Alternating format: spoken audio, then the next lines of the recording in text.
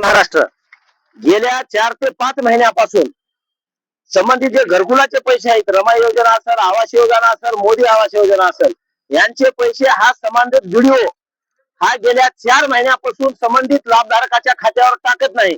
यांचं कारण एक आहे, दिवाळीच्या पूर्वी संबंधित व्हिडिओ आणि ऑपरेटरने एका एका लाभार्थ्याकडून कुणाकडून 5,000 कुणाकडून 10,000 रुपये घेण्याचं काम याने दिवाळीच्या पूर्वी केलेलं आहे. काही लोक आता विटाला आणि उसाला कामाला गेलेले आहेत.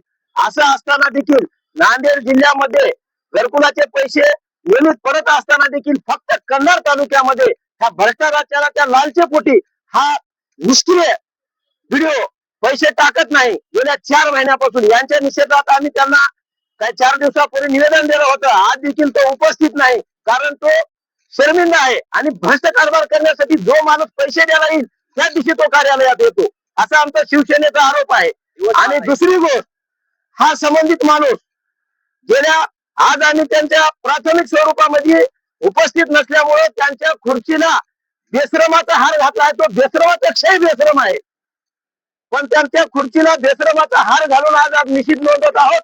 जर यापुढे त्या व्हिडिओनं लवकरात लवकर घरकुलवाल्याला न्याय नाही दिला तर शिवसेना तीव्र आंदोलन छेडेल आणि शिवसेनेचं आंदोलन कसं असते त्याला दाखवल्याशिवाय आम्ही थांबणार नाही, एवढंच या ठिकाणी सांगतो.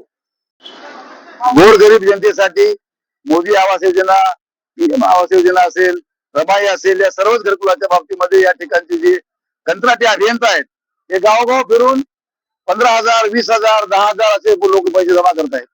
आणि ही पैसे सगळी रक्कम जोपर्यंत बीडीओला पोहोचणार नाही तोपर्यंत ते बिल डीएसी मार्फत टाकल्या जात नाही.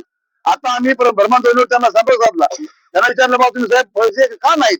ते म्हणतात की बा देगलूर, नायगाव आणि कंधार या 3 तालुक्याच्या डीएसीचा प्रॉब्लेम आहे.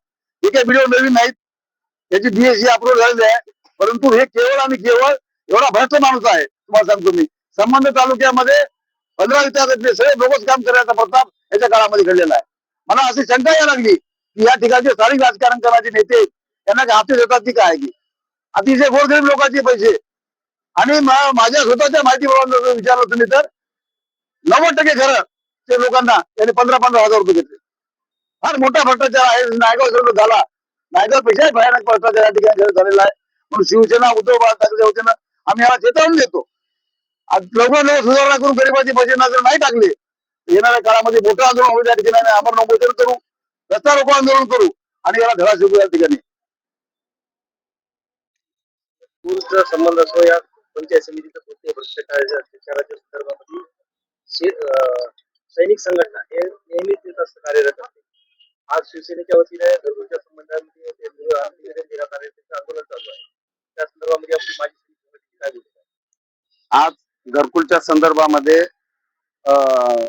आदरणीय उद्धव बाळासाहेब ठाकरे यांच्या पक्षाकडून गोरगरिबांसाठी आवाज उचललेला आहे की गेल्या 4 दिवसापूर्वी या शिष्टमंडळाने बीडीओ साहेबांना निवेदन दिलं होतं की सोमवारपर्यंत त्यांचे बिल देण्यात यावेत. पण हा जो बीडीओ आहे हा बीडीओ हा आमदारचा दलाल आहे. आम्ही संघटना क्लिअर कट बोलत असतो आणि सरांनी बोलले पण कुठे राजकीय घराण्यामध्ये हप्ते चाललेत काय, तर हा आमदारचा दलाल आहे.